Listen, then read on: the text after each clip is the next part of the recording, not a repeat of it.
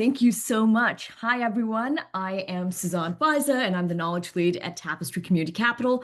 And what that actually means, because that does require some explanation, is that I take care of our research, policy advocacy, and education for our organization. A lot of my work is honestly these days on the policy side because we've been doing community finance in Canada for a little bit of time, but there are some really interesting ways in which our federal governments, our provincial governments, etc., can support us. And I'm also connected to a few folks down on the other side of the border in the States. So always talking to our American colleagues is very fun for me. So thank you so much to the American Independent Business Alliance for having me today. Jennifer, thank you so much.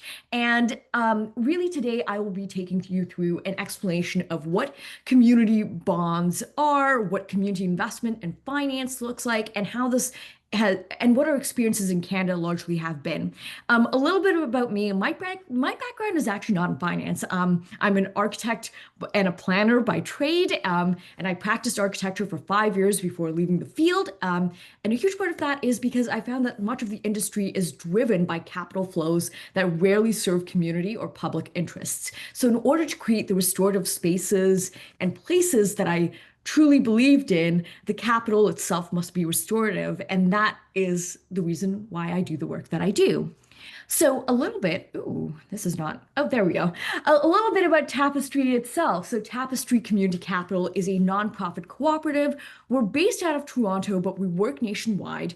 And our mission is to really democratize access to capital and to enable more communal forms of ownership. And so we provide consulting services to organizations, in particular nonprofits, charities, and co-ops, to raise community capital. And that is really the everyday money, the money of everyday investors. So, and we're also developing a fund we have developed a fund that will aggregate capital from institutional investors. And so to date, we have facilitated the raise and management of over 130 million and counting from 4,300 community investors, about mostly 4,000 Canadians, 300, I think less than 300 are organizations. So nonprofits, investing in other nonprofits. Sometimes we've got even a private pension fund that is invested in issuers, etc. And so we see a wide range of potential investors, but our main real focus has been how do we get everyday Canadians to be able to invest locally into their communities and into the causes that we care about. And this has been a resurgent topic in Canada, as you can, apologies. Thanks to current geopolitics that our shared borders are currently going through. And so essentially the challenge we're trying to solve is, nonprofits, charities, and co-ops want to acquire and or develop assets to scale their impact, but they need access to capital in order to do so. Now, many of them could go to a bank. Some of the housing providers we work with, for example, could go to a credit union and get an 8% line of credit, but their community bonds, for example, run between 2.5% to 4.5%. That makes projects pencil out when we think about it. So they need access to not just capital, but affordable and flexible capital. And Canadians, and yes, Americans too, want to invest their money in positive ways, but they need information about investment opportunities and investment products in order to be able to do this.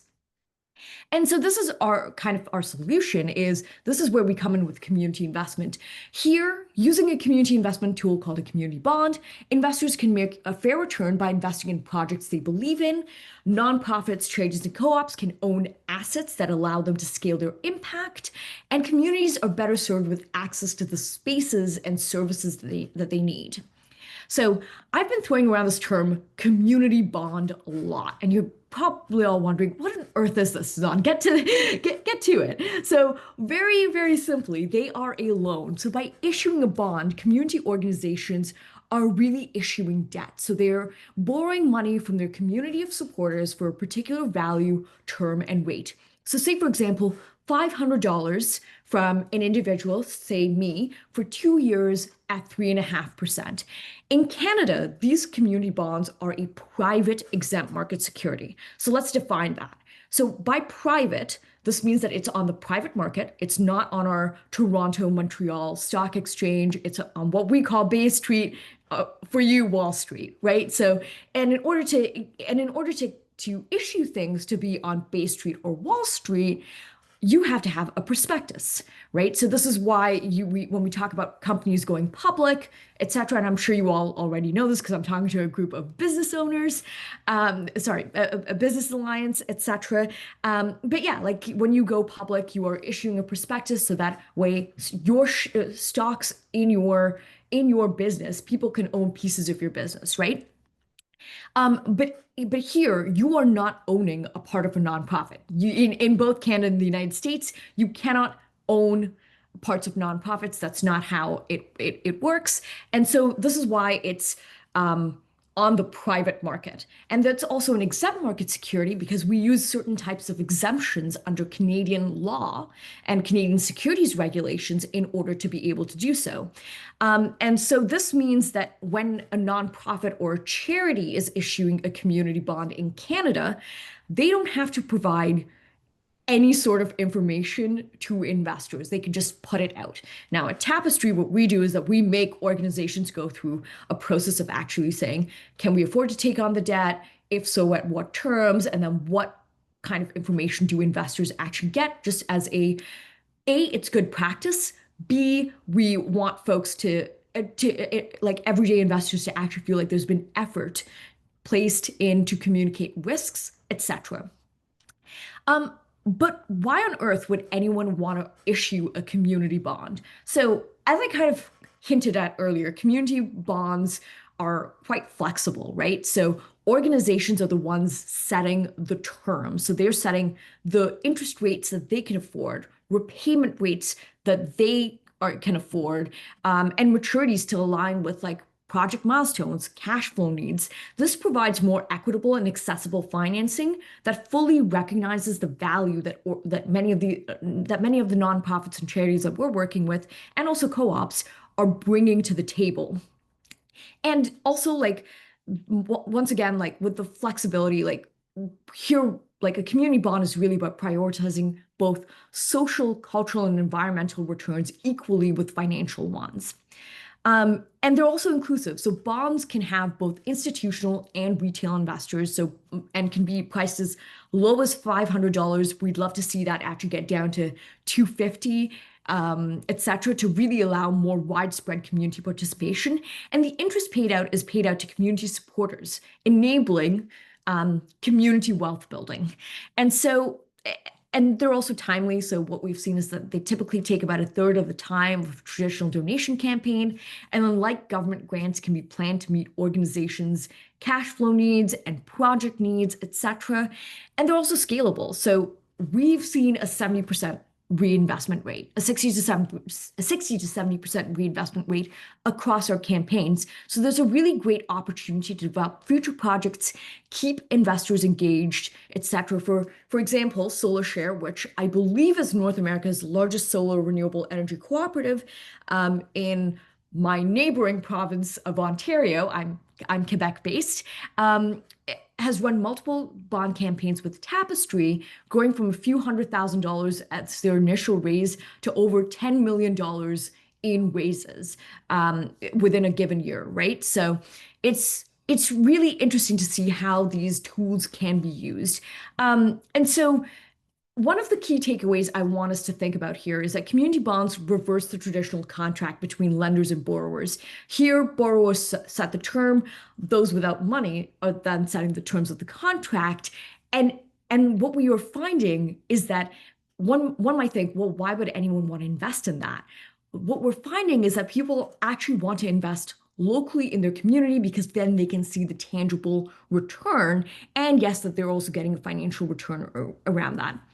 And we can think about this as an interesting way of setting up contracts and relationships differently to help us create better approaches to finance and money as we're growing, and thinking about how we build community resilience.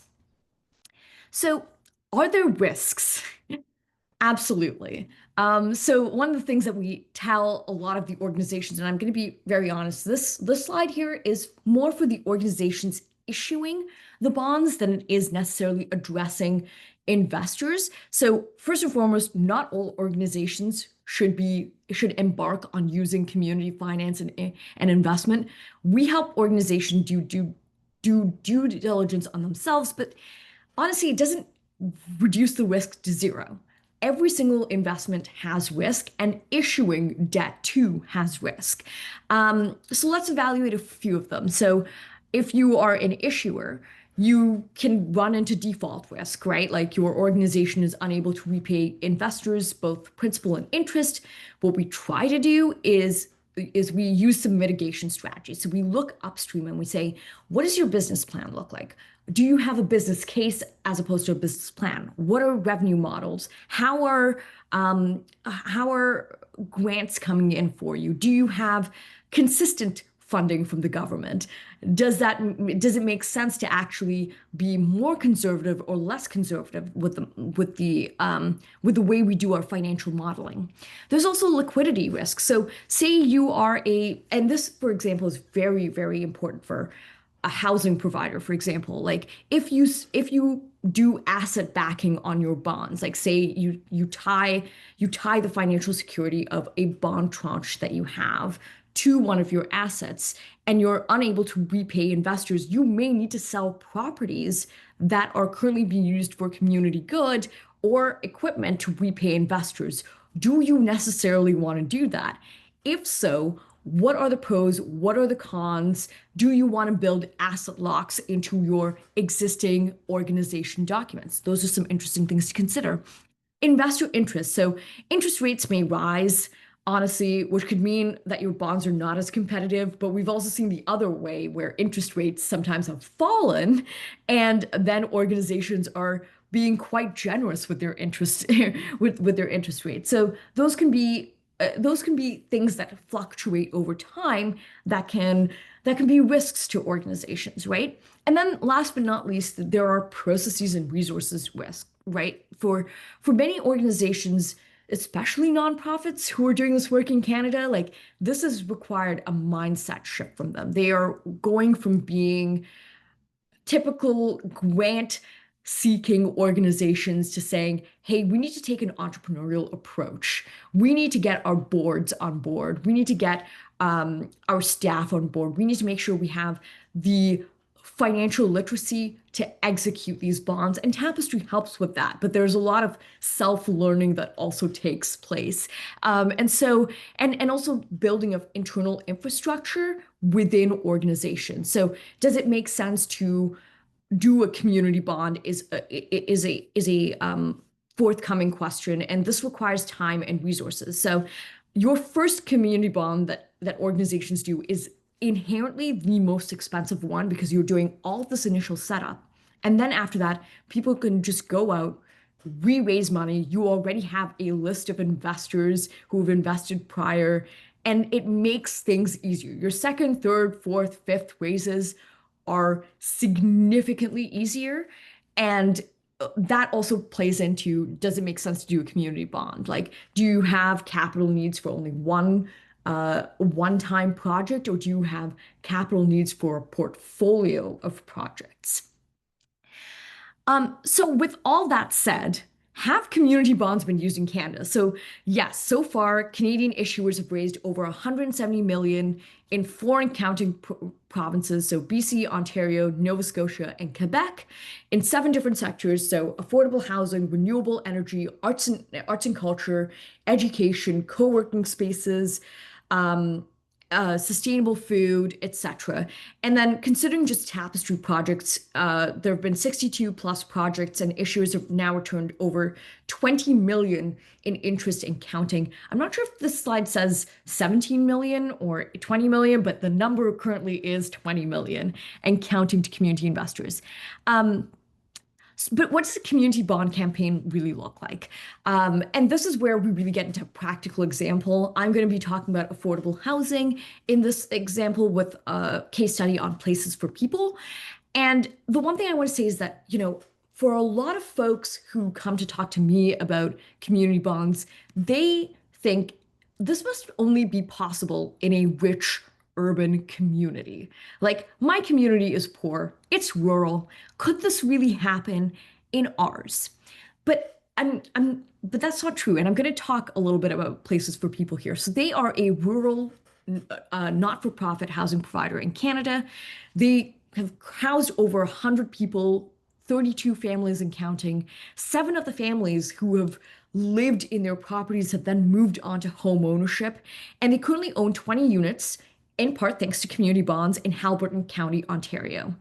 And let's talk a little bit about Halberton County. So it has the unfortunate distinction of being either the second or the poorest county in Ontario. And with a rural and seasonal economy, this has meant high unemployment. And with COVID-19, basically what the pandemic enabled was remote work. And a lot of people decided, oh, we can leave Toronto and go buy up housing in small, rural, beautiful counties in Ontario and thus jack up housing prices. And I'm sure this might be a challenge for you folks down the States as well. So as a small volunteer-led organization with no local community foundation that could provide capital, places for people's access to capital was limited by the high interest rates. They could go to a bank and the bank was telling them 12%. They can't afford 12%. And they also felt that they needed to refinance. And so they came to us initially with a development project. But in the end, what they ended up doing was, let's see if we can consolidate and refinance the existing loans that they had on their then 12 properties before moving into creating new affordable housing. So they launched an $850,000 community bond campaign to consolidate their existing debt. And functionally, what that did, with the aim of putting them in a better position to act quickly when properties became available. And fundamentally, they want to reduce the kind of interest that they were paying, and community bonds enabled them to do so because they were able to reduce, I believe, their interest rates by about 3% using community bonds off of their existing promissory notes. And so to sell their bonds, Places for People successfully leveraged their existing connections into communities alongside a well-planned PR and marketing strategy, which was supported by Tapestry. And their community bond campaign allowed them to access national media.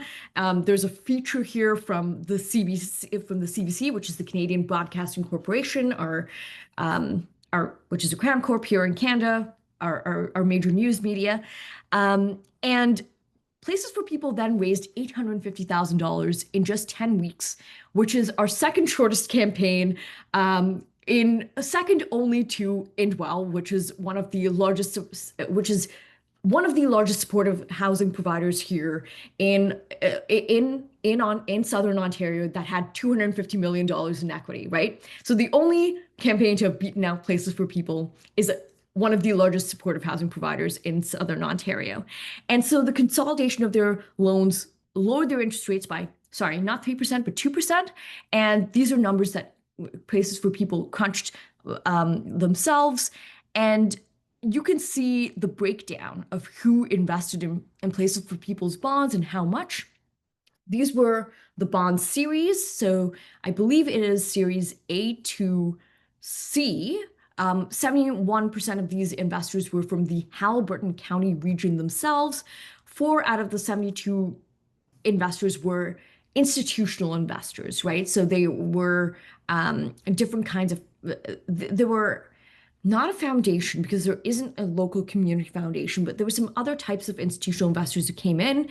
And what we found was that the retail investors helped crowd in the institutional investors.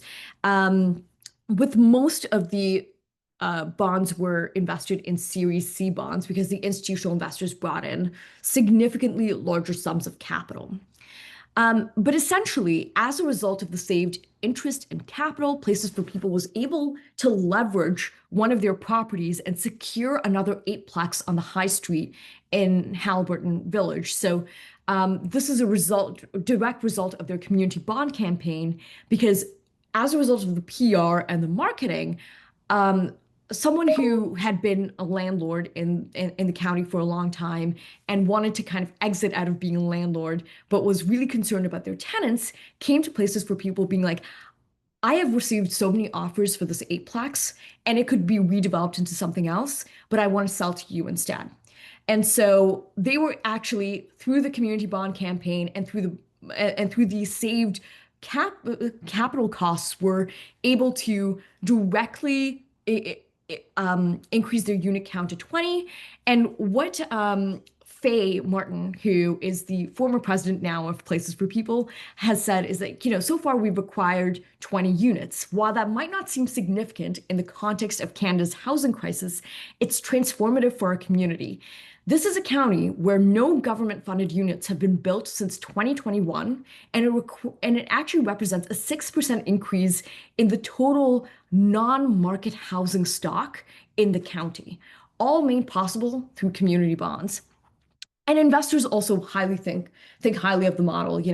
A community bondholder reported back via surveys that we had conducted alongside Places for People, saying, investing here in your own community means your money is at work for you and for someone else, helping to provide and support our own community. It's a win-win. And I know that there are questions I did see around, there are folks being like, can we do this in the States? So I want to leave you with a couple of resources. One, the equivalent of a community bond in the United States is what's called a direct public offering. This is enabled in under securities law. I think you'd also have to check depending on what state you are, because you have both state and federal securities regulators to see like how you can issue a DPO, but that is available to not just nonprofits and charities, but also for-profit businesses in the United States, which is a distinct difference from community bonds here in the in Canada. So that's something that I strongly urge you to look into. And really, I want to point out our American counterparts to really think about how to raise investment from everyday Americans in the States. I would point you towards the National Coalition for Community Capital. They're incredible. I was at their conference in March in Michigan. They've got toolkits around direct public offerings. And also, I saw a thing around DCIFs, which are diversified community investment funds. I know that was a question. I won't answer it now, but like they've got the toolkits, and they're the ones who figured out that DCIFs were possible. If I recall correctly, it's a loophole in one of your your 1940s tax acts, which is a really fun thing of how you can use tax law to actually enable community to enable community investment. And so they've got toolkits, resources, and are looking to build community investment funds that enable everyday Americans to invest locally into their communities. And I know for a fact that they would be glad to hear from you. So with that, thank you all for your time. I know I've been talking a lot, and I know we're also at the half-hour mark. So I'm really glad this panned out perfectly to really get to your questions. With that, thank you for your time. It's been a real pleasure to be here. Thank you, Suzanne. And we have had NC3 present. So for those of you who weren't able to be at that local leaders roundtable, I'll make sure that when I send out the recording of today's event, that I also do a link to NC3. So thank you, Suzanne, for doing the hat tip to our, US counterparts, but we are very excited to learn about what you're doing and just wrap our heads around what needs to change in the US, since you pointed out that it's really, you're focused on nonprofits and co-ops, where a lot of the work that we're doing is for for profits and real estate opportunities. But so I'm just going to go back up to the very first question, and I know a couple people had this one. Aspen Community Developments, if you want to go off, mute and ask the question. If not, I'll go ahead and ask it for you.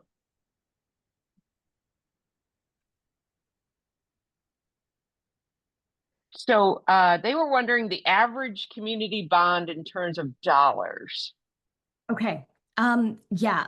So the average community bond is, I believe, uh, sorry, is that the average community bond investment or the like typical bond tranche? Could we clarify that? Yeah, it was my question, not the investment, but the total demand, the total bond Okay. value. So the total bond value can range between um, $30,000, honestly, um, uh, to I've seen $15 million cumulatively being raised or more. We're currently working with the Ottawa Community Land Trust and Centretown Citizens Ottawa Corporation to do a $25 million bond raise where 10 million goes to OCLT, 15 million goes to CCOC. So it can really range. There is no limit to how much you can raise, and there's no minimum that you need to raise in Canada with the way the securities regulations have been written. And Dana, we might have answered your question. I don't know if you are still there and want to unmute, just in case we haven't asked your question, but just asking if this particular structure is available in the US. And Suzanne, you did say something similar through NC3, but do you know of any other groups trying to make this happen in the US?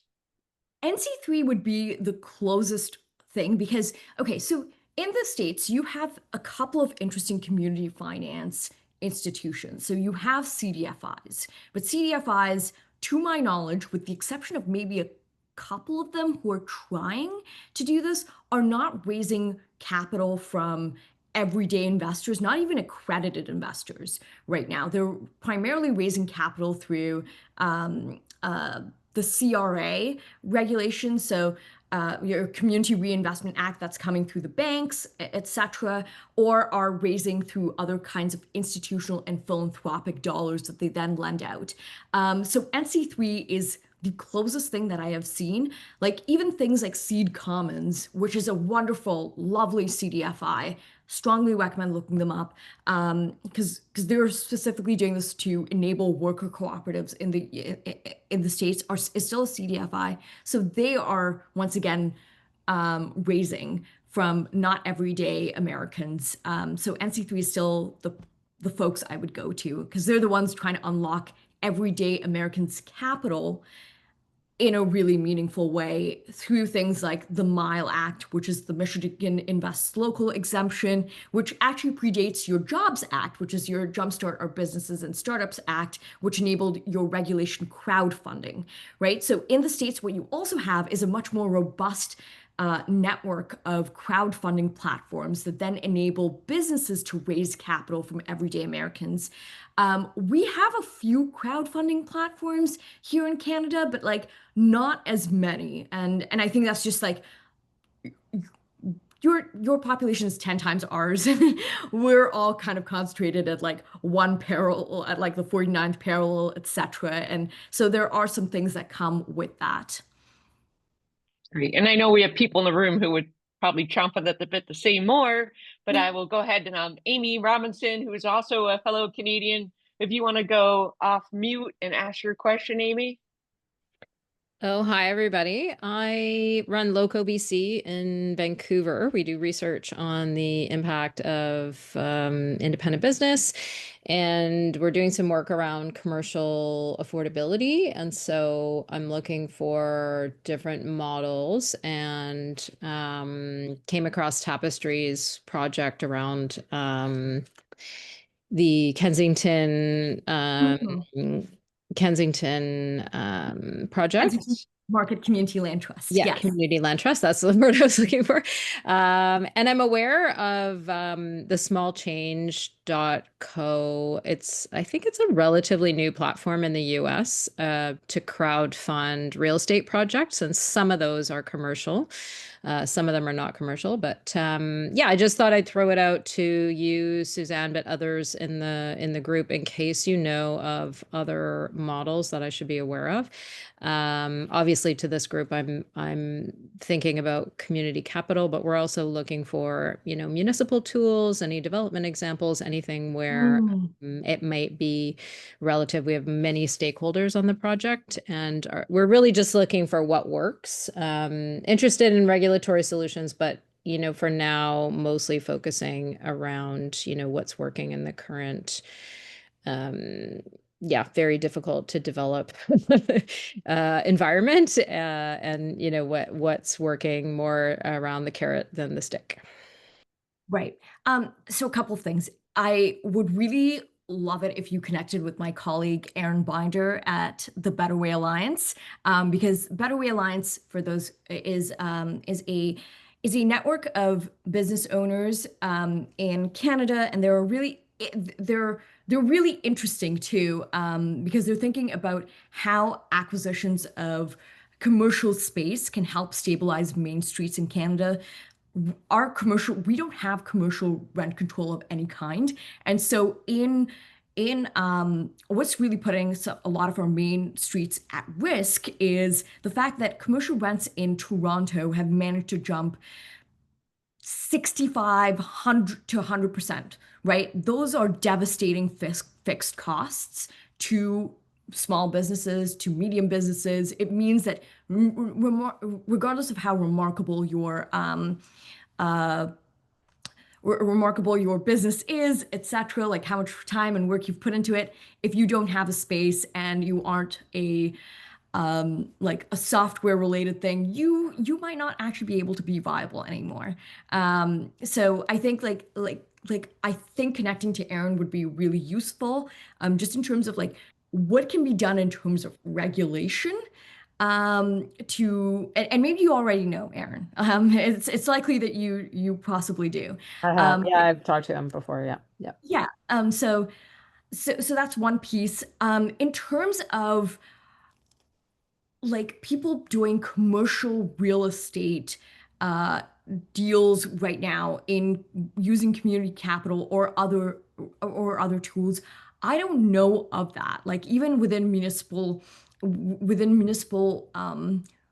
uh, things right now, because our municipalities are often quite strapped, honestly. Like even like for example, the city of Toronto has an entire social bonds framework, but whether or not they can actually raise debt and whether or not the province of Ontario will allow them to raise debt, I'm not entirely super clear on. Like I'm not sure how much debt they've even raised by the social bonds framework, right? And could that be used for uh, commercial real estate? A good question. Can it be? Uh, another good question. So, long story short, I don't have a good answer to your question. Great. Thank you, Amy, and thank you, Suzanne, for trying to answer that question. I know that everything is different depending on where people are calling in from. So Jim had a question around the minimum community bond raise, but specifically, taking into account processing and legal costs. Is there anything else, Jim, you want to say before she dives into your question? Yeah, she mentioned $30,000 Canadian as a minimum, and I'm just wondering if that is the balance point, or does that mean that the costs are more like 15,000? Okay, just to clarify, that is the smallest community bond raise I have seen, right? Because in theory, you do not have to use Tapestry services at all, right? Like, and if you are raising a $20,000 bond, and that's your full value, please don't use our services. You can do that on an Excel spreadsheet, and essentially what you have is a promissory note, right? and you would still legally be able to work under our securities regulation. What this tool has really enabled is a DIY process, but what Tapestry has done is that we've formalized it, and especially for larger values, like say 2.5 million, 3 million, 5 million, there's a certain amount of due diligence, costing, etc. that we and sorry, not costing, but due diligence and financial considerations that organizations need to take. And so we help guide them through that. If you're asking about Tapestry services, we currently don't we don't offer our services in the United States. I don't think we can legally operate in the United States. That would be one of our challenges, and we haven't figured out the legal parts of it. But in order to use our services in Canada, we've kind of gotten to the point where you need to be raising at least 1 million in order for it to be worthwhile to use our not just our financial planning, but also our planning and feasibility, but also our structuring. We also help organizations set up their marketing material, their websites, etc. And then we do the back end management of all of the bonds. So doing tax slips when it's necessary and when it's tax time here in Canada, etc. So we do all of that back end. And so that's why we manage 130 million and counting, right? So that's the management that we actually do. So in order for that to make sense right now, we're at 1 million minimum. We're hoping to reduce some of that going forward, but yeah. And that makes sense for a lot of like retail and affordable housing and residential spaces anyway. Those are the values that folks are needing to pony up to acquire or develop. A great clarifying question, Jim. Thank you. Lonnie, how does a nonprofit or co-op find the institutional investors? How do they advertise the offering? If you want to say anything else, you can go off mute. Thank you. I'm in the US, but this is a very interesting process. And I'm just curious if this is set up for smaller nonprofits to do their own thing, how do they find those institutional investors? Well, it depends on your raise size, right? Like, for example, if you're raising a $20,000 bond, you can likely get that from 20 friends. So, but on the institutional investor side, like, how do you find it? A lot of it is through the marketing. So actually getting your name out there, sharing the story. And then like what we've seen is that retail crowds and institutional. So getting those first set of retail investors invested in your project. Once again, sharing project milestones, there's a marketing piece to it because people want to see other people saying, yeah, I'm willing to share in that. And the reverse can also be true because with our work with the Ottawa Community Land Trust, OCLT did like 8 months worth of consultations, of investor consultations with us. Wow. And they did that longer than any other project. What that meant was that they had $500,000 committed from 5 different foundations and institutional investors in the Ottawa region. And that also brought in retail investors, right? Gotcha, yeah. They didn't have to do that, but they did that. But they were also fortunate to live in a region where there were things like Ottawa's our national capital region. There are definitely private foundations there. And this is why Tapestry developed our fund, right? So what we have done is that we have developed a fund in order to aggregate institutional capital. So that way, if organizations are raising in smaller communities, what they can do is that instead of having to search for that institutional investor, Tapestry, so the Weave Community Capital Fund will loan capital at similar rates to the community bonds. Gotcha. To that organization. So that's the infrastructure that we've also developed in order to make it so that folks aren't having to find it. Because Princess for People is a wonderful story. And 70% of their investment came from the local community.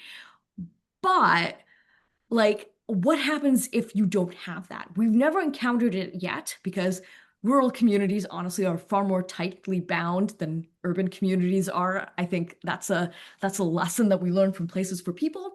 But nevertheless, when that time comes, we want to have the infrastructure ready. Thank you. Great. And I'm gonna go down to Mark, just asking about what kind of people are investing in community bonds in Canada. Yeah. So I just pulled this up because I'm so glad that someone asked this. So our average individual investment size is about $13,611. Now you might be wondering, well, that sounds like a lot of money for the average Canadian, and it is, right? So the median investments, though, tend to be around $1,000 to $5,000. So the average and the median are two different things in this context. The average institutional investment size tends to be around $115,000. The largest investment size that we've seen to date, and this came from the private pension fund that invested in one of our issuers, was $2.5 million, and the smallest investment size is $500. Our youngest investor to date has been 16 years old. They invested $1,000 in Propolis Housing Cooperative out in BC because they felt that this was one of the few things that they could do to actually give themselves hope on a planet that is dying rapidly. It was grim, but also we were like, glad we could give you some level of hope here. 86% of the 130 million that Tapestry has helped support raise does come from individuals. 14% is invested by institutions. Our typical thing that we've seen across projects, OCLT, Ottawa Community Land Trust, is one of our exceptions on this is that retail investors help to crowd in institutional investors. One of our projects in Nova Scotia, essentially they had a $400,000 community bond raise. We still work with them because we try and also work with smaller organizations because it's within our value set. Even if you aren't raising $1 million, if there are some things that we really like, this is a group of anarchists in Halifax being like, yeah, we want to secure our art space. And they had to go through the delightful process of community consultation, etc., which was very fun. But essentially, because of their community bond raise, they actually were able to secure a donation that meant that they could actually stop their community bond raise because the donation came in on $500,000 and just helped them secure the space immediately. So they used a tiny bit of their community bonds and the donation, and they own their own space and are now making a profit, which is making them deeply uncomfortable. But anyway, it's a very fun story. And the average rate of return for most investors in 2024 was 4%. So I hope that gives you kind of a demographic breakdown of what a community bond investor looks like. And I do believe, yes, so about 20% of our community bond investors, which is the largest demographic that we have right now, is between 33 to 43 years old. Wow, that's impressive. Stephanie, I know you've got some stuff cooking in Maryland. Did you want to say anything specific about the link that you shared? Oh, hello everyone.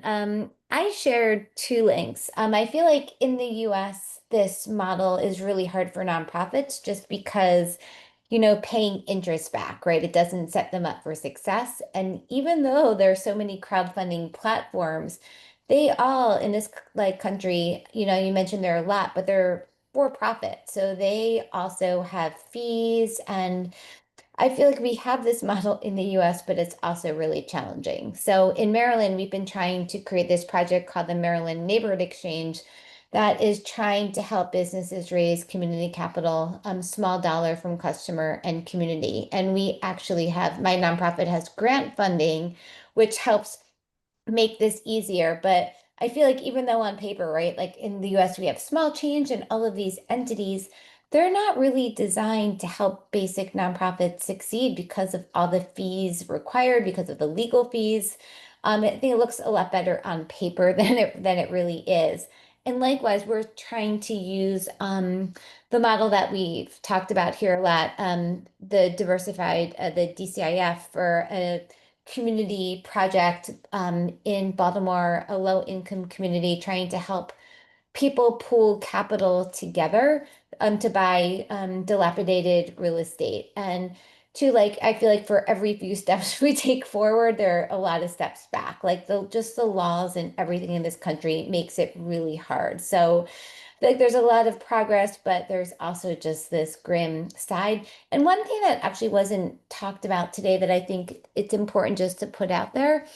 Um, I think, a lot of these projects, we talk about bringing community capital to the table, but I think one thing we forget to think about are just community education. And at least in the United States, a lot of populations, like we don't have basic financial literacy, financial education as like a natural part of K through 12 education. And one thing that we do as our nonprofit, we offer free financial education classes, focus on debt, credit, savings, and then the last one is on community investment. And I think as practitioners, as we talk about how can we bring more community capital to the table, it's also just important to think about how can we ensure community members have basic financial education. So we ensure that when we're asking them for investments, they're actually able to do it without causing more economic stress for their families. So thanks, Jen. No. Thank you. Great points. Go ahead, Stephanie, or Suzanne. No worries. And I want to point out that a lot of this education does take place when community bond issuers are going out to their investors. Like we've had community bond issuers straight up tell some people, please don't invest. You do not have the capacity to invest. There are other things that you can put your money into that are safer because as I put it, like these are high risk investments. You are investing on the private exempt market in Canada. There are risks to all investments. I will say that sometimes there is a perception of risk on the nonprofit side that should not necessarily exist. There's some truly ludicrous investments that, as of right now, Canadians can put into their registered savings accounts, which are your version of a 401k, etc., that are complete nonsense. But I do agree that there is a baseline of financial literacy, especially when we're talking about raising community investment from racialized communities. For us, this means our traditionally Black, Brown, and Indigenous communities in our country are often at risk from potentially predatory investments. Now, that being said, like there are groups that Tapestry will work with and won't work with. We've turned away clients and business because we're like, you are a nonprofit, but just because you have that title does not make you an actual community actor, right? And this is something that I think is an important piece.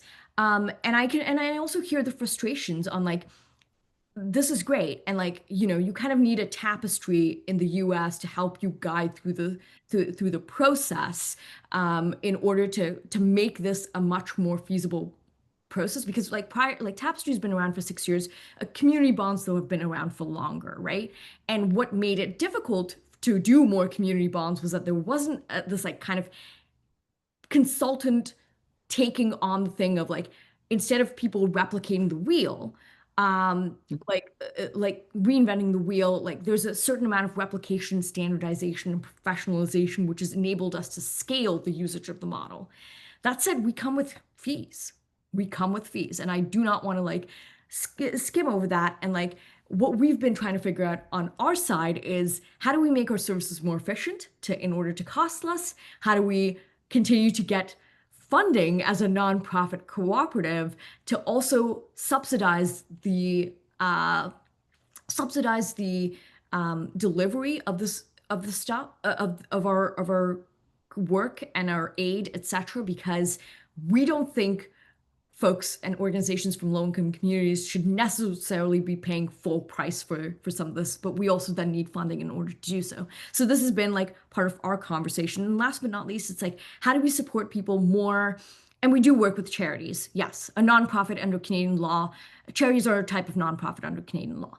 And so it's like, how do we support organizations like more and communities more fully before the raise of a community bond and then also after the raise of the community bond, and how does our legal status change, etc., in order to do that. So those are all questions that as an intermediary, I guess, we are now having to answer in order to address this question, because you're not wrong that there are risks um, around smaller organizations, especially nonprofits and charities, doing this work in especially racialized communities. And one thing I will also say is that not all nonprofits should be using community investment. Like some folks will never have a business model and shouldn't necessarily have to. Some things the government should just fund, folks. Like this is it. This is like there's some things where we're like we shouldn't have to have a business model on everything, and that is also true. Sorry. I just want to acknowledge that we have a lot of questions, which is fantastic, but I do know that some folks might have to spiral off before the top of the hour. Just want to reiterate that I will be sending you a link to this recording today so you can share it with your peers. I will ask Suzanne if she's willing to share a copy of her presentation, and I will send you our next Local Leaders Roundtable with a call for more ideas so we can make sure that these conversations continue. And maybe we do have a Tapestry south of the border someday. But I will continue to go through questions. Benjamin asked a question about DPOs. You want to go off mute and ask your question? Yeah. Hey, thanks. Actually, since we're running out of time, maybe I ask two questions. My other question was, I've talked with institutional investors offering PRIs, the program-related investments. Typically want their money back in like 5 to 7 years. And do you see that in your ecosystem? And if so, how do you navigate that issue? Because it seems like you either have to raise capital again to replace it or have a really aggressive repayment strategy, which seems pretty difficult sometimes. Yeah. So once again, so we do have program related investments here in Canada, and that just usually comes from philanthropic organizations. I will say I find generally like charitable organizations, like their investment, like a lot of the ones here in Canada outsource their investment to traditional financial, like managers, etc. And as a result, their terms can be often quite extractive to nonprofits and other organizations. There's some really good ones. There's some also like organizations where they're just like, yeah, I mean, our investors in our charity or foundation fundamentally want the money back at 12%, and it's a challenging thing to then replace that in a 5 to 7 year term.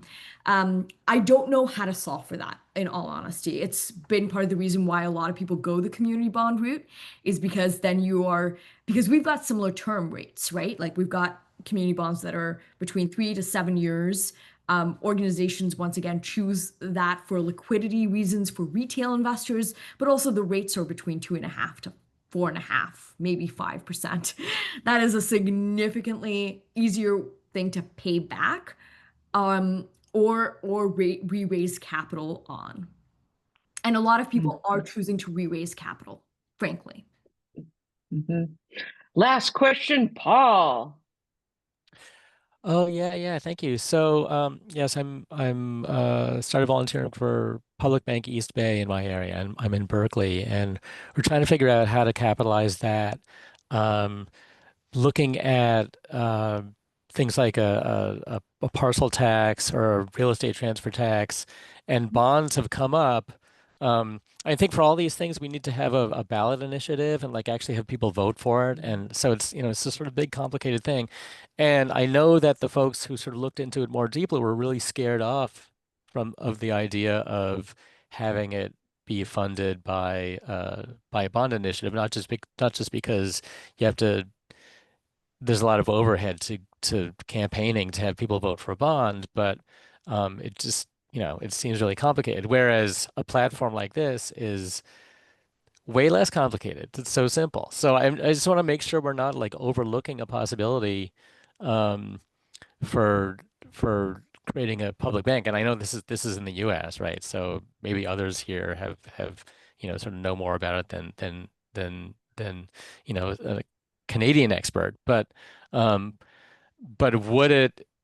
could it be, would it be an actual public bank if you funded it through like a platform like this, or just like very naive question like that?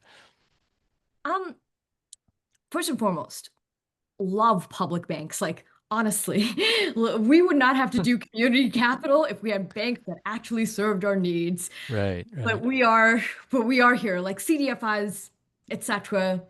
Community bonds. We shouldn't exist, but we exist for a reason, and that's because our banks don't actually serve our needs across the borders. Anyway, that's my rant. So kudos on a public bank. Love the project.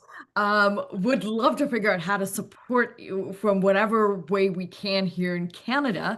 It would be ideal if you could raise community capital via a platform, like a crowdfunding platform of some kind. Once again, you'll have to look very carefully at the platforms. You have a rather large diversity of platforms in the US raising community capital, and not all of them are impact focused. Not all of them are necessarily public good focused.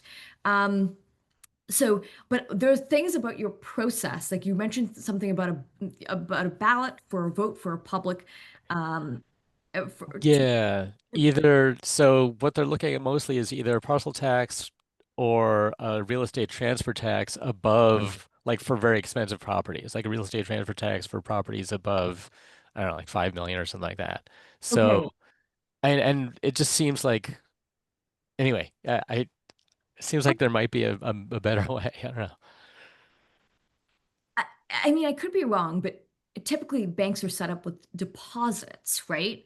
Like Mhm. wouldn't a thing like getting like some of the credit, like I don't know if you have labor unions down in the States who'd be willing to move their deposits from wherever they currently bank into this public bank. That's one of my big thoughts for like every single municipality in Canada should no longer bank with our big six banks. We should have a public bank that holds all of these municipal deposits, whether it's payroll, etc. And then from there, I mean, Canada has credit unions, but like, and we have like the most credit unions per capita, but even they don't fully serve the public bank need that we have. And like, I wish they did more. And I say that as someone who banks with a credit union myself. So for me, like, I wonder if there's things like that where would the city, where would the city be willing to move its deposits in here, etc. Because I think you kind of you might want that kind of capital first and then raise um via like via debt issuances, right? Yeah, Once I again, I don't know how feasible that is, so I understand why you're looking in. right. Can we get the initial capital partially at least from community? Um, and in that case, you'd probably be still setting up a DPO of some kind. Mhm. Yeah, I mean, I know there was some judge in California, we thought it would be possible to do what you say, which is, have municipalities move all of their money from like Wells Fargo or whatever, some commercial bank, to this public bank, and create the public bank, establish this public bank that way. But a judge interpreted some law that it had to be an established public bank that already existed rather than a new one. So this sort of like this weird conservative interpretation meant that that wouldn't be possible, which is sort of Wow. And is this, sorry, I know it's 2:05, but is that right. Yeah, yeah.